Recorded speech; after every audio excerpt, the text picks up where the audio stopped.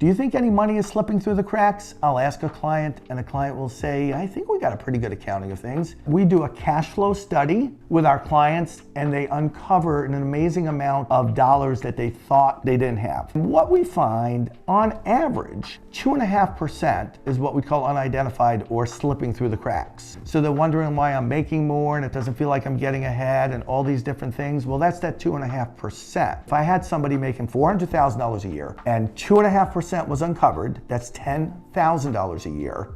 And let's say they had a 25-year runway before retirement, that's $250,000. And with our help with strategic investing and intelligent investing, that $250,000 could easily be $750,000.